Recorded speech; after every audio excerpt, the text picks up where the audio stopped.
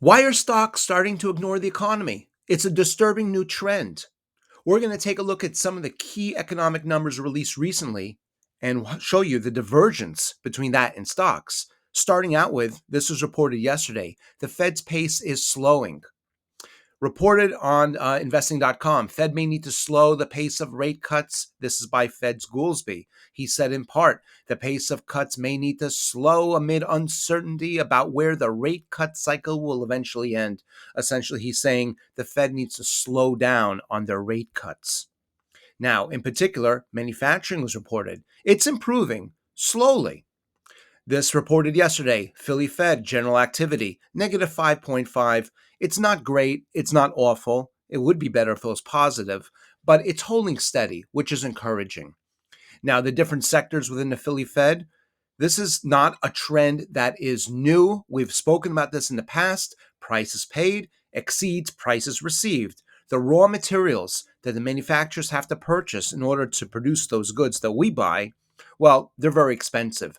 The consumer is not able to afford the price increases, so manufacturers are being squeezed. Prices paid 26.6, received 14.3. Now let's compare Philly Fed on the left side, that's in the Philadelphia region, to the Empire Manufacturing Index in the New York region. In particular, notice the divergence between the two. General business conditions in the Empire number, 31.2. General activity on the Philly Fed side, negative 5.5. Shipments in the Empire Manufacturing Index, 32.5. Philly Fed, 4.5.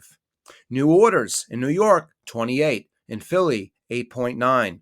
So we see there's a divergence between the two. It really would be interesting to see which major products or industries are represented in the New York region versus the Philly Fed. It could be a telling hint as far as the earnings for those particular stocks. Now, the bond market, it's telling us two stories. 1 year bond, that's the treasury, that's in blue, the 10 years in yellow. Notice both are moving to the upside. The 1 year bond is now rising. Why is that? The 1 year bond tends to move closest with the anticipation of Fed cuts or hikes. The Federal Reserve certainly is not expected to raise rates, but they're expected to cut rates less. Like Goolsbee said, the Fed needs to slow down. So the 1 year bond had priced in pretty aggressive rate cuts. Now it's pulling back. That's why we see the 1 year bond maturity rally.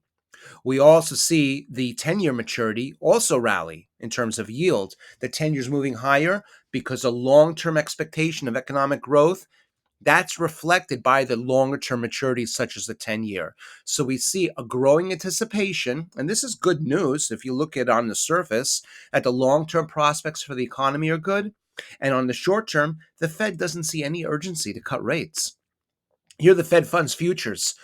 In blue, that's the probability the Fed will cut by a quarter point. This is for the next meeting, the December meeting. In red, 450, chances the Federal Reserve will not cut rates.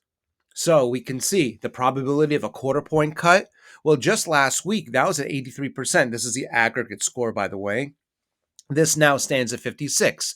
The probability of no cuts, that was last week at 17%. That's moved up to 44. So the probability, and there still is a majority, guess or probability that the Fed will cut rates in the next meeting, but that continues to diminish. Now, the Fed futures are listening.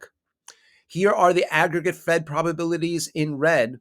That's the probability the Fed will cut by half a point, or federal interest rates will be half a point lower than where they are now at the 450 level.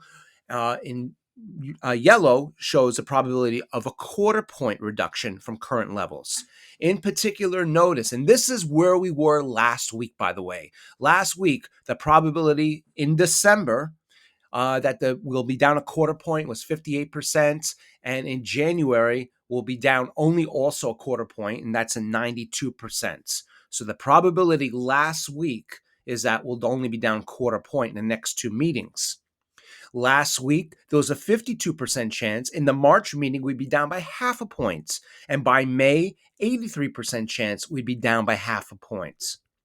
Well, last week, again, 92%. That has now changed to 79% in January. Notice the change. The change most significantly occurs in March. There's now a growing probability that the Fed will only bring us down a quarter point between now and March. Last week, we were expecting to be down half a point in March. Now, only a quarter point by March. That is the real difference. Of course, we still see a 59% chance in May we'll be down half a point. But they're pushing the rate cuts out further into the future with growing optimism. The bull market trend is slowing. Wait, we just said that the Federal Reserve is pushing the probability of rate cuts out. Goolsbee from the Fed says, don't worry, we need to slow down rate cuts. The bond market's rallying on the short and long-term maturities, but the bull market trend's slowing.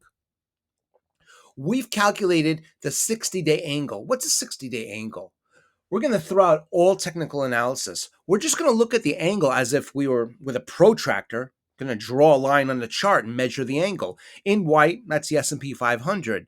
The histogram bars, the colorful histogram bars, show us the angle as if we were to draw a line up and down to trace the angle of the stock market. It's very rudimentary, technical analysis. We're not looking at volume or momentum or anything like that. It's literally, what is it, at a 90% angle, a 45% angle? We're just looking at the direction of the stock markets.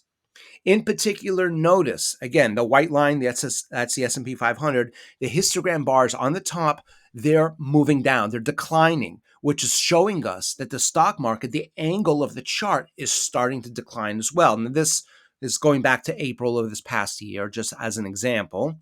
We move forward to show you another downturn, and notice as the stock market starts to lose pace, it starts to tip lower, and at the same time, those histogram bars start to move down as well.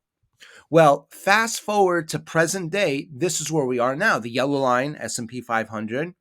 Histogram bars show us the angle. We had a big rally up. The S&P 500 in the past couple of weeks hit, historic highs. But since then, we've seen a pretty significant downturn. We're back up, not to new highs. But over the past 60 days, the angle of the stock market has turned to the downside. I know in the past couple of days it's been strong, but taking up the past 60 days in totality together, what is showing us is that very simply, the stock market is starting to lose footing. And this is a disagreement with economic news, especially, I know the Philly Fed wasn't so good. The Empire number looked really good. And the bond market, more importantly, and the Fed funds futures tell us a story of optimism. We had NVIDIA earnings, but aside from that, a lot of these earnings are not so good. So be aware of the growing divergence. It can't last forever. Either the economy has to pull back and match declining stocks, or stocks need to start to get back on track and match these very optimistic numbers. We hope this has been helpful. We look forward to seeing you back soon.